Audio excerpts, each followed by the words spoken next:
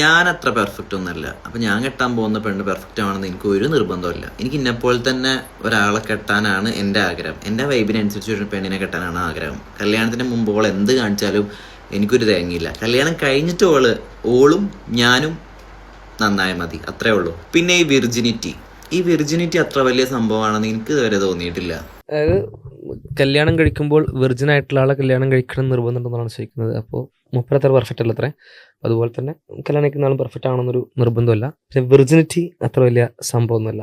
ഇന്നത്തെ കാലത്ത് പല ആൾക്കാർക്കും റിലേഷൻഷിപ്പ് ഉണ്ടാവും, സാധാരണയാണത്. It's a normal thing. ഈ റിലേഷൻഷിപ്പ് ഉണ്ടാവുന്ന സമയത്ത് ഫിസിക്കൽ ആവുന്നതും അതും കോമൺ ആണ്, അതും നോർമലാണ്, ഒരു തെറ്റും പറയാൻ പറ്റില്ല. കല്യാണം കഴിച്ച് നോർമലാണ്, കോമൺ ആണ്, ഫിസിക്കൽ റിലേഷൻഷിപ്പ് ഉണ്ടാവും, ഒരു തെറ്റും പറയാൻ പറ്റില്ല. കല്യാണം കഴിച്ചു കഴിഞ്ഞിട്ട് വേറെ അഫെയറിലോട്ട് പോകുമ്പോഴാണ് അത് വലിയ പ്രശ്നമാകുന്നത്. കല്യാണത്തിന് മുമ്പ് ഇങ്ങനെ അതങ്ങനെ അങ്ങനെ പോകുന്നതിനുള്ള ഒരു പ്രശ്നം ഒന്ന് എക്സ്പ്ലെയിൻ ചെയ്യാൻ പറ്റുമോ? രണ്ടും ഇപ്പോൾ ഞാൻ വിവാഹിതനാണ് അല്ലെങ്കിൽ വിവാഹിതനല്ല. ഇപ്പോൾ ഒരു ലോജിക് പ്രകാരം വിവാഹിതനല്ലാത്ത സമയത്ത് എനിക്ക് അഫെയർ ഉണ്ടാവാം, റിലേഷൻഷിപ്പ് എങ്ങനെ ഉണ്ടാവും, ഫിസിക്കലി ഉണ്ടാവും. പക്ഷെ കല്യാണം കഴിച്ചാൽ വേറെ അഫെയർ ഉണ്ടാകാൻ പറ്റില്ല, ഫിസിക്കൽ റിലേഷൻഷിപ്പ് ഉണ്ടാകാൻ പറ്റില്ല.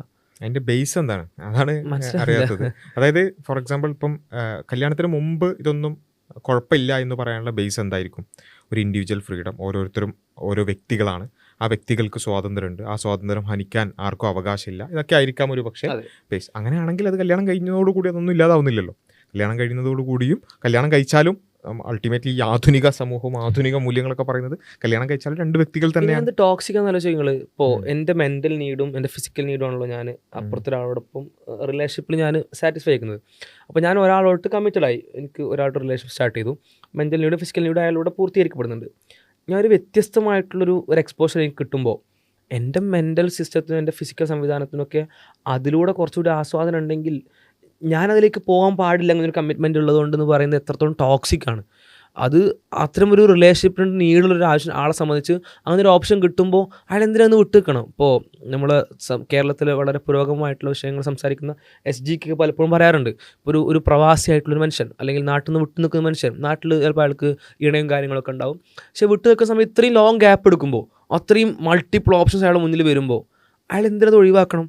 അതൊഴിവാക്കാൻ എന്താ പറയുക, അയാൾക്ക് ഫിസിക്കൽ മെൻ്റൽ നീഡുണ്ട്, എന്നിട്ട് വേറൊരാൾക്ക് വേണ്ടി ഒഴിവാക്കുക എന്ന് പറയുമ്പോൾ, വേറൊരാൾക്ക് വേണ്ടി ഇത്രയും കാലം അത് കടിച്ചു പിടിക്കുക എന്ന് പറയുമ്പോൾ, അങ്ങനെ കടിച്ചു പിടിപ്പിക്കുന്നു പറയുമ്പോൾ ഇപ്പോൾ ഇയാൾക്ക് അങ്ങനെ ചെയ്യുന്ന പറയുന്നത് എത്ര മോശം, ടോക്സിക് ആണത്.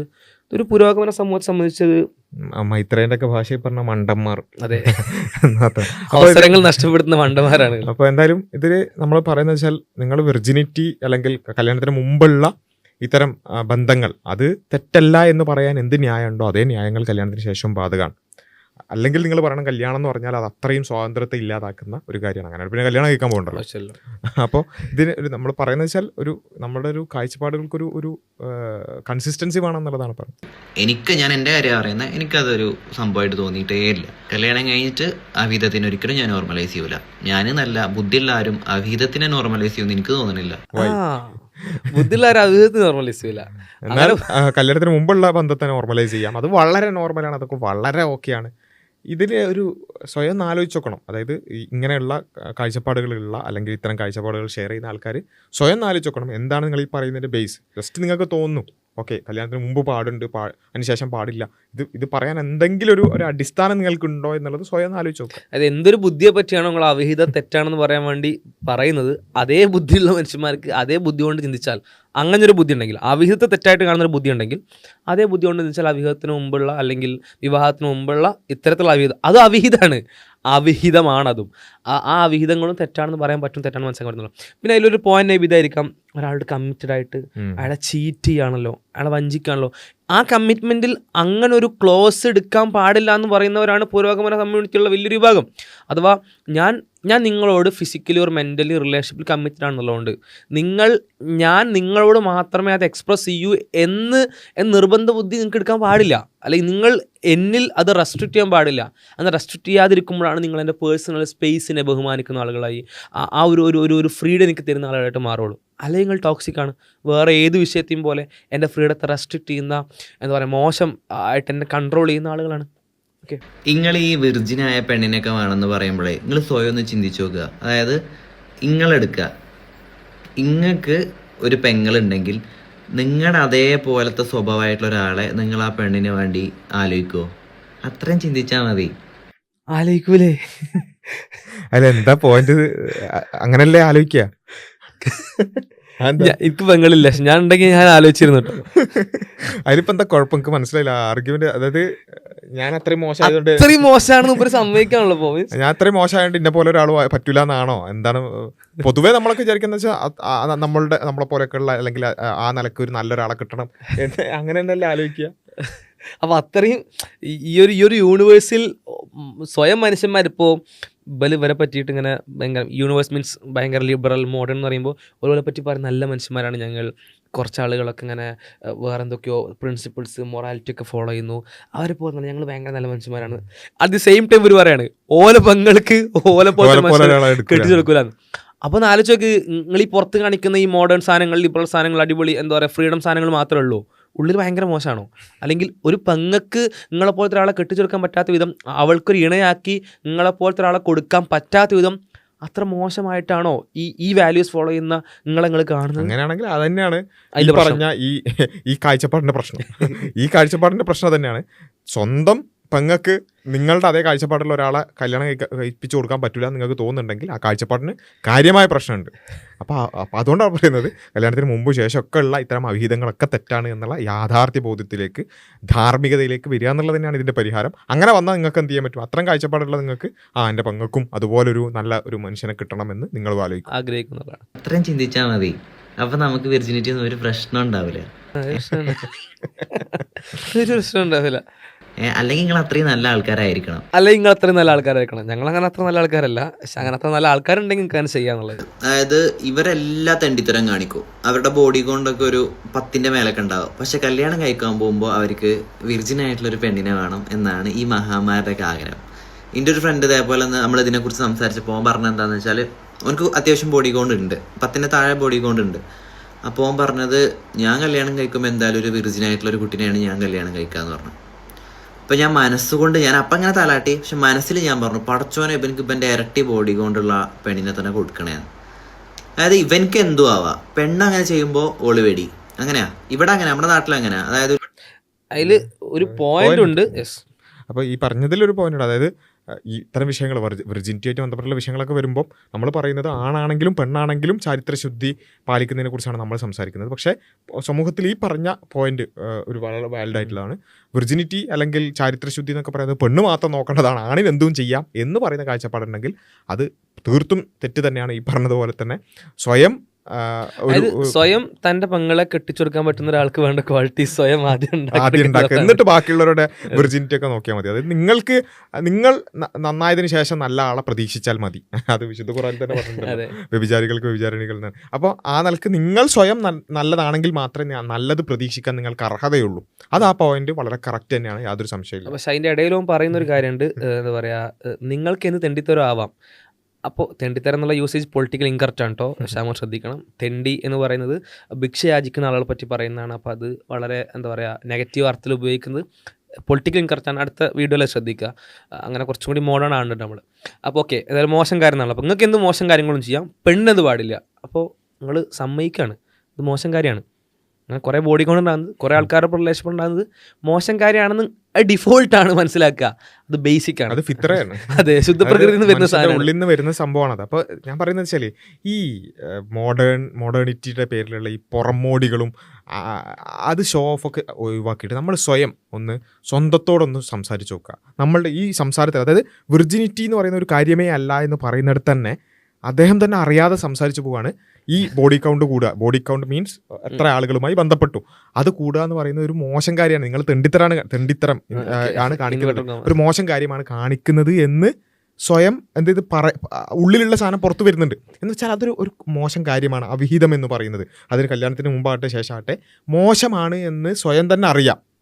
പക്ഷേ എന്നാലും അത് ചില ഈ പറഞ്ഞ ഒരു എന്താ പറയുക, ഞാൻ മോഡേൺ ആണ്, ഞാൻ പിന്നെ കുറച്ച് ലിബറൽ മൂല്യങ്ങളുള്ളവരാണെന്ന് കാണിക്കാൻ വേണ്ടി എന്ത് ചെയ്യാണ് ഇങ്ങനെ അത് ന്യായീകരിക്കാനുള്ള ഒരു പോയിന്റ് എന്ന് പറഞ്ഞതാണ്. നിങ്ങൾക്ക് മോശം ചെയ്യാച്ചെങ്കിൽ അവർക്ക് മോശം ചെയ്യാലോ, ഓക്കെ, ആ ഒരു സെൻസിൽ അത് ഫൈൻ. അങ്ങനെ ഇവർ മാത്രമേ ചെയ്യണമെന്നുള്ളത് വാശി പിടിക്കുന്നതിൽ അർത്ഥമില്ല. പക്ഷേ അത് മോശമാണെന്ന് അക്നോളജ് ചെയ്തുകൊണ്ടാണ് നിങ്ങൾ പോലും പറയുന്നത്. പക്ഷെ ആ മോശമാണെന്നുള്ളത് വേറൊരു കോണ്ടെക്സ്റ്റിൽ നിങ്ങൾ എന്ത് ചെയ്യരുത്, അത് ന്യായീകരിക്കുന്നുള്ളതാണ്.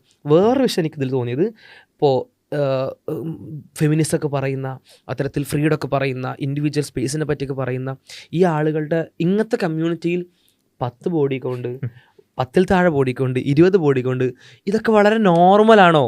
സത്യം പറഞ്ഞാൽ ഇതിപ്പോൾ സോഷ്യൽ മീഡിയൻ്റെ കാലമായതുകൊണ്ട് എല്ലാവരും ഒരൊക്കെ ചമ്പലാന്ന് പറയില്ലേ. ഇപ്പോൾ എൻ്റെ ഫ്രണ്ട്സ് ആയിരിക്കും എൻ്റെ ഒരു യൂണിവേഴ്സ്, അല്ലെങ്കിൽ നമ്മളൊരു യൂണിവേഴ്സ് എന്ന് പറഞ്ഞാൽ. അപ്പോൾ നമ്മളൊരു യൂണിവേഴ്സിൽ 10 ബോഡി കൗണ്ട് ഈസ് നോർമൽ. ഇപ്പോൾ ഇവനെ സംബന്ധിച്ചൊരു 25-30 ഇടയിലായിരിക്കും പ്രായം. ആ 10 ബോഡി കൗണ്ട് നോർമലാണോ? അങ്ങനെയാണെങ്കിൽ ചില പെൺകുട്ടികളൊക്കെ ഇവരുടെ റീലൊക്കെ കണ്ടിട്ടേ ഇവർ ഭയങ്കര അണ്ടർസ്റ്റാൻഡിങ് ആണ്, ഇവർ ഭയങ്കര എന്താ പറയുക സ്പേസ് കൊടുക്കുന്നവരാണെന്നൊക്കെ മനസ്സിലായിക്കൊണ്ട് ഇവരൊക്കെ ഇങ്ങനത്തെ കൈൻഡ് ഓഫ് ആളുകൾ, ഇങ്ങനത്തെ ആളുകളെ കാണുന്ന ഈ ഒരു യൂണിവേഴ്സിൽ ആൾക്കാരൊക്കെ ചൂസ് ചെയ്യുന്നുണ്ടെങ്കിൽ പ്രത്യേകം ഓർക്കുക, ഇവർക്ക് 10 ബോഡി കൊണ്ടെന്ന് പറഞ്ഞാൽ വളരെ നോർമലാണ്, സാധാരണ. വേറൊരു കാര്യമുണ്ട്, ഇതേ ആൾക്കാർ തന്നെ ഈ ആൺ പെൺ സൗഹൃദങ്ങളെ കുറിച്ചൊക്കെ പറയുമ്പോൾ വേറെ ചിന്ത ഉണ്ടാവുകയില്ല. ഞങ്ങൾ വെറും ഫ്രണ്ട്സ് ആണ്, അല്ലെങ്കിൽ ഫ്രണ്ട്ഷിപ്പ് മാത്രമേ ഉണ്ടാവുള്ളൂ. അതിനപ്പുറത്തേക്ക് ഇതിൽ മൊറാലിറ്റി ഒക്കെ പറഞ്ഞു ചെന്ന ആൾക്കാർക്കൊക്കെ സെക്ഷൽ തോട്ട്സ് ആണ്. സെക്ഷൽ തോട്ട്സ് കൊണ്ട് ചിന്തിക്കുന്ന ആളുകൾ, അതെ, ലിംഗം കൊണ്ട് ചിന്തിക്കുന്ന ആൾക്കാരാണ് ഇതിനെ എതിർക്കുന്ന ആൾക്കാർ. അവർക്ക് 0 ബോഡി കൊണ്ടായിരിക്കും, അവർക്ക് മിക്കവാറും കല്യാണത്തിന് മുമ്പ് 0 ബോഡി കൊണ്ടായിരിക്കും. പക്ഷെ ഈ പറഞ്ഞ അങ്ങനെ സെക്ഷൽ തോട്ട് എന്ന് പറഞ്ഞ സംഭവമേ ഇല്ലാത്ത സ്ത്രീകളെ കാണുമ്പോൾ ഒരു തരത്തിലും ഒരു ചിന്തയും ഇല്ലാത്ത ആൾക്കാർക്ക് ഈ പറഞ്ഞ 10 ബോഡി കൗണ്ടോ അതിനപ്പുറം ഉള്ളതൊക്കെ വളരെ നോർമൽ. അപ്പൊ ഇത് ശരിക്കും ആളുകൾ വികാരമില്ലാതെ എങ്ങനെ ഈ ബോഡി കൊണ്ടാന്ന് മനസ്സിലാകുന്നില്ല. അപ്പൊ ഇനിവേ ഇതൊക്കെ ശരിക്കും ആളുകൾ വിലയിരുത്തണം എന്നുള്ളതാണ് പറയാനുള്ളത്. പുറത്തെന്ത് പറയുന്നു, അകത്ത് എന്തുണ്ട് എന്നുള്ളത് കൃത്യമായിട്ട്. ഇത് ഏതെങ്കിലും വ്യക്തിയെ മോശമാക്കാനല്ല, അത് അദ്ദേഹം ഒരുപക്ഷെ അദ്ദേഹത്തിന്റെ ഒരു സാഹചര്യത്തിൽ നിന്ന് വളരെ നിഷ്കളങ്കമായിട്ട് പറഞ്ഞതായിരിക്കാം. അതിനെ ആ നിലക്ക് അദ്ദേഹം ഒരു മോശക്കാരനാണെന്നുള്ള പറയുന്നത്. മറിച്ച് ആ ഒരു യൂണിവേഴ്സ്, അല്ലെങ്കിൽ ഈ പറഞ്ഞ ഈ ഇൻഫ്ലുവൻസേഴ്സ് ഒക്കെ പുറമെ പറയുന്നതും അവരുടെ തന്നെ ഉള്ളിലുള്ള കുറച്ച് കാര്യങ്ങളും, അല്ലെങ്കിൽ അവരുടെ ആ സർക്കിളിൽ നോർമൽ ആയിട്ടുള്ള തിങ്സും ഇങ്ങനെ മനസ്സിലാക്കുക. പിന്നെ പ്രത്യേകിച്ച് ഇത് വിവാഹത്തിന്റെ വിഷയത്തിൽ തീരുമാനിക്കുന്ന ആൾക്കാർ പ്രത്യേകം ഓർക്കുക, ഇങ്ങനത്തെ ചില പൈങ്കിളി വാക്കുകൾ കേട്ടിട്ടോ, ഇങ്ങനത്തെ കുറച്ച് റീൽസ് കേട്ടിട്ടോ, ഞങ്ങൾ അതാണ് ഇതാണ് ഫെമിനിസ്റ്റുകളാണ്, അവകാശം നോക്കുന്ന ആളാണ് എന്ന പൊന്നാരങ്ങൾ കേട്ടിട്ടോ ഒരിക്കലും നിങ്ങളുടെ ലൈഫിൽ ഡിസിഷൻ എടുക്കരുത്.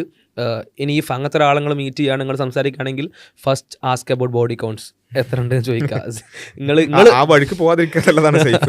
കാരണം വെച്ചാൽ ഇത് നമുക്ക് കല്യാണത്തിന് മുമ്പ് നമ്മൾക്ക് ഇത് അത്ര ഭയങ്കരമായിട്ട് ഇത് മനസ്സിലാവുന്നില്ല, അല്ലെങ്കിൽ അതൊക്കെ ഭയങ്കര ഇങ്ങനെയുള്ള കുറച്ച് യൂണിവേഴ്സിൽ കുറച്ച് എക്കോ ചേമ്പറിൽ കയറി കഴിഞ്ഞാൽ നമുക്ക് ഭയങ്കര ഫ്രീഡത്തെ കുറിച്ചൊക്കെ ഭയങ്കര സംഭവമായിരിക്കും. പക്ഷേ ഒരു വിവാഹം എന്ന് പറയുന്ന റിയാലിറ്റിയിലേക്ക് എത്തുമ്പോഴായിരിക്കും അതിൻ്റെ ഒരു യാഥാർത്ഥ്യം നമ്മൾ മനസ്സിലാക്കുക. അവിടെ ഈ പറഞ്ഞ ഇതായിരിക്കൂല സംഭവം. ഓക്കെ, ഇവരുടെ തന്നെ ഉള്ളിൽ നിന്ന് പുറത്തു വരും നമ്മൾ കാണുന്നില്ല, ആ മോശം ലോകത്തേക്കായിരിക്കും നമ്മൾ എത്തുക. അതുകൊണ്ട് ചാരിത്രമൊക്കെ അല്ലെങ്കിൽ കുറച്ചും കൂടി ധാർമ്മികതയൊക്കെ അതിനൊക്കെ വാല്യൂ ചെയ്യുന്ന ആളുകളാണ് നിങ്ങളെങ്കിൽ ഈ എക്കോ ചേമ്പറിലേക്ക് പോകാതിരിക്കുക. അതല്ല ഞാനും മോശമാണ്, എനിക്കും മോശം ജീവിതം മതി, എൻ്റെ ജീവിതമേ കോഞ്ഞാട്ടെ ആവട്ടെ എന്ന ഒരു ചിന്തയാണെന്നുണ്ടെങ്കിൽ ഓക്കെ. അപ്പോൾ അതുകൊണ്ട് കുറച്ചുകൂടി അതേപോലെ തന്നെ ഇതിനൊക്കെ നോർമലൈസ് ചെയ്ത് അത്രമേൽ നോർമലൈസ് ചെയ്തിട്ടാണ് പറയുന്നത്. പക്ഷേ നമ്മളൊന്ന് പരിശോധിച്ച് നോക്കുക, ഈ അവിഹിതം എന്നുള്ളത് സ്ത്രീക്കാകട്ടെ പുരുഷനാകട്ടെ അല്ലെങ്കിൽ നമ്മുടെ സമൂഹത്തിനാകട്ടെ അത് നല്ലതാണോ മോശമാണോ? ഈവൻ പ്രീ മറൈറ്റൽ അഫയേഴ്സ് ഉള്ള ആളുകളുടെ വൈവാഹിക ജീവിതത്തിലെ അല്ലെങ്കിൽ കുടുംബ ജീവിതത്തിലെ അവരുടെ സാറ്റിസ്ഫാക്ഷനെ കുറിച്ച് അടക്കം പഠനങ്ങളുണ്ട്. നമ്മൾ എല്ലാത്തിനും പഠനവും അതിലിപ്പോൾ ലേറ്റസ്റ്റ് പറഞ്ഞു വെച്ചാൽ ഇപ്പോൾ പ്രീ മാരിറ്റൽ അഫെയർ ഉണ്ടായി, അത് ബ്രേക്കപ്പ് ആയിട്ട് അടുത്ത റിലേഷൻഷിപ്പ് തുടങ്ങുന്നത്, അതിനൊരുപാട് നെഗറ്റീവ്സ് പറയുന്നുണ്ട്. ഇനി ജസ്റ്റ് അതേ റിലേഷൻഷിപ്പ് കണ്ടിന്യൂ ചെയ്തിട്ട് മാരേജിലേക്ക് എത്തുന്ന കണ്ടീഷനല്ലോ, അവിടെ പോലും ഇപ്പോൾ ലാസ്റ്റ് 2026 വാലന്റൈൻസ് ഡേക്ക് ഒരു പഠനം പുറത്തുനിന്നായിരുന്നു. ആ പഠനത്തിൽ പറഞ്ഞാൽ 30% ഡിവോഴ്സ് റേറ്റ്. 10 ആൾക്കാർ കല്യാണം കഴിക്കുമ്പോൾ 3 ആൾക്കാർ ഡിവോഴ്സ് ആവുന്നു. ഒന്ന് ആലോചിച്ച് നോക്കൂ, അത് അറേഞ്ച്ഡ് മാരേജിൽ 5% ആണ്. 6 ഇരട്ടി, 6 times. അതായത് ഒരാളുടെ ജീവിതത്തിൽ 30-40 കൊല്ലം ഉണ്ടാവേണ്ട ഒരു വലിയ അധ്യായം. ഒരാളെ സംബന്ധിച്ച് ബേസിക് നീഡായിട്ടുള്ള സെക്ഷൽ നീഡും അതുപോലെ തന്നെ നീഡ് ഫോർ എന്താ പറയുക ഒരു പാർട്ട്ണർഷിപ്പിൻ്റെ നീഡും ആ സാധനത്തിനെ ഡീക്കേഡ്സ് കണ്ടു കഴിഞ്ഞ സാധനത്തിനെ സ്പോയിൽ ചെയ്യുന്ന സാധനമാണിത്. മാത്രമല്ല ഇപ്പോൾ എത്ര വിഷയങ്ങൾ, ഇപ്പോൾ എയ്ഡ്സ് ഏറ്റവും കൂടുതൽ പകരമുള്ള കാരണം എന്താണ്? സേഫ് അല്ലാത്ത ഇത്തരത്തിൽ മൾട്ടിപ്പിൾ ആളുകളോട് ബന്ധപ്പെടുന്ന അത്ര ഭയങ്കര ഗ്ലോറിഫൈഡ് ആയിട്ടുള്ള ബോഡി കൗണ്ട്സ് ഉണ്ടല്ലോ, അതുകൊണ്ട് ഒരുപാട് ആൾക്കാരുള്ള ആ ആളുകളുടെ റിലേഷൻഷിപ്സാണ് ഇത് കൂട്ടാനുള്ള കാരണം. മറ്റൊന്ന് പറഞ്ഞാൽ എക്സ്പ്ലോയിറ്റേഷൻസ്. ഇപ്പോൾ ഇവിടെ പറഞ്ഞല്ലോ, പെൺകുട്ടിക്കും ആൺകുട്ടിക്കും അവിഹിതം എന്ന് പറഞ്ഞാൽ ഭയങ്കര പ്രശ്നം തന്നെയാണ്, രണ്ടുപേരും ഒരേപോലെ വിമർശിക്കപ്പെടേണ്ടത് തന്നെയാണ്. പക്ഷെ എന്തുകൊണ്ട് പെൺകുട്ടിയെ പറ്റി ഇത്തരത്തിൽ കൂടുതൽ കൺസേൺ ആവുന്നു? ഇപ്പോൾ ചിലപ്പോൾ പാരൻസും ഫാമിലിയൊക്കെ കൂടുതൽ കൺസേൺ ആവാം. അതിൻ്റെ റീസൺ എന്താണെന്ന് വെച്ചാൽ അവളാണ് എക്സ്പ്ലോയിറ്റ് ചെയ്യപ്പെടാനുള്ള സാധ്യത കൂടുതൽ. അത് ഫിസിക്കൽ അറ്റാക്കിൻ്റെ പേരിലാണെങ്കിൽ ഒരു പുരുഷന് ഒരു സ്ത്രീയെ ഫിസിക്കലി അറ്റാക്ക് ചെയ്തുകൊണ്ട് ഫിസിക്കൽ റിലേഷൻഷിപ്പിൽ ഏർപ്പെടാം. അത് തിരിച്ച് വളരെ ചാൻസ് കുറവാണ് ഫിസിക്കൽ അറ്റാക്കിൻ്റെ പേരിലാണെങ്കിൽ.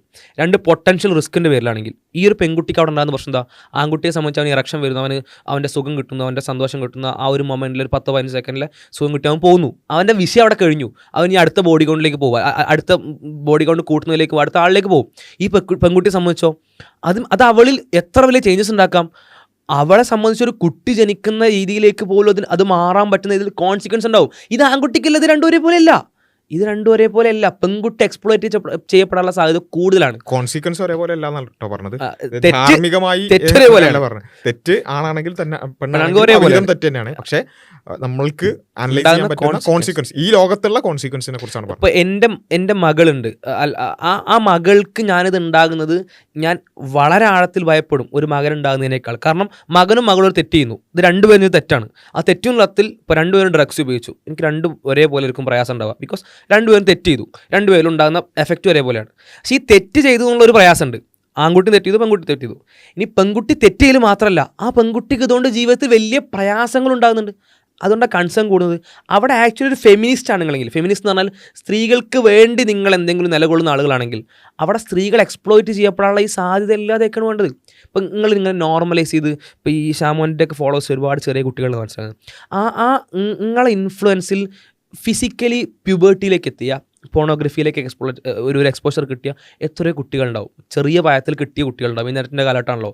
നമ്മൾ ഉണ്ണിയെ പോലത്തെ ആളുകളൊക്കെ പോണോഗ്രഫി ഭയങ്കര സംഭവമാണ്, അത് നിങ്ങൾ കാണേണ്ടതാണ്, സെക്സ് എഡ്യൂക്കേഷൻ്റെ ഭാഗമാണെന്നൊക്കെ പറയും ചെയ്യുന്നുണ്ട്. അപ്പോൾ അങ്ങനെ കാണുന്ന ഒരുപാട് കുട്ടികളുണ്ടാവും. മേ ബി അങ്ങനത്തെ കുട്ടികൾ, നിങ്ങളെ കണ്ടനെ കാണുന്ന കുട്ടികൾ അവർ വിചാരിക്കുകയാണ് ഇങ്ങനെ ലവ് റിലേഷൻഷിപ്പ് ഉണ്ടാകുന്നത് നോർമലാണ്, അതിന് ഭാഗമായിട്ട് ഫിസിക്കൽ റിലേഷൻഷിപ്പ് ഉണ്ടാകുന്നത് നോർമലാണ്. അവരങ്ങനെ ചെയ്യുന്ന സിറ്റുവേഷൻ എത്രത്തോളം നമ്മൾ കേരളത്തിൽ പോലും വന്നിട്ടുണ്ട്. ഇപ്പോൾ കേരളത്തിൽ ഈ അടുത്ത് വന്നൊരു ന്യൂസായിരുന്നു, 14 വയസ്സുകാരി ക്യാരി ചെയ്യുന്നു അല്ലെങ്കിൽ പ്രഗ്നൻ്റ് ആവുന്നു എന്നുള്ളത്. അപ്പോൾ അവർക്കിത് നോർമലായിട്ട് ഫീൽ ചെയ്യാണ്. നിങ്ങളത് പഠിപ്പിച്ചു കൊടുക്കുകയാണ്. നിങ്ങളാണ് ആ വിഷയത്തിൽ ചെയ്യുന്ന ഏറ്റവും വലിയ തെറ്റുകാർ. 14 വയസ്സുകാരി ഗർഭിണിയായി കഴിഞ്ഞാൽ ആ ഗർഭത്തിന് പിന്നിലുള്ള ആ ആൺകുട്ടിയേക്കാൾ അതുകൊണ്ടുണ്ടാകുന്ന പ്രയാസം, ആ ചൂഷണം കൊണ്ടുണ്ടാകുന്ന പ്രയാസം പെൺകുട്ടിക്കുണ്ടാവും. അപ്പോൾ ഈ പ്രശ്നങ്ങൾ, ഈ കോൺസിക്വൻസുകൾ വലിയ രീതിയിൽ എന്ത് ചെയ്യുന്നുണ്ട്. ഇപ്പോൾ പിന്നെ ചില കുട്ടികളെ സംബന്ധിച്ചൊക്കെ റിലേഷൻഷിപ്പിൽ ചില പെൺകുട്ടികൾ ഭയങ്കരമായിട്ട് ഡിപ്പെൻഡ് ആയിട്ടുണ്ടാവും ആ ആൺകുട്ടിയിലേക്ക് 1-2 വർഷം റിലേഷൻഷിപ്പ് കാണെങ്കിൽ. അങ്ങനത്തെ സാഹചര്യങ്ങളിൽ പെൺകുട്ടിക്ക് ഈവൻ സമ്മതം പോലില്ലാത്ത രീതിയിൽ അവൾ മാനിപ്പുലേറ്റഡ് ആയിട്ട്, ഇമോഷണലി മാനിപ്പുലേറ്റഡ് ആയിട്ടോ അല്ലെങ്കിൽ നോ പറയാൻ പറ്റാത്ത അവസ്ഥയിലൊക്കെ പുരുഷന് വേണ്ടി നിന്നു കൊടുക്കേണ്ട അവസ്ഥ ഉണ്ടാവാം. നിങ്ങളൊക്കെ പഠിപ്പിച്ചു കൊടുത്താണല്ലോ ഫിസിക്കൽ റിലേഷൻഷിപ്പ് നോർമലാണെന്നുള്ളത്.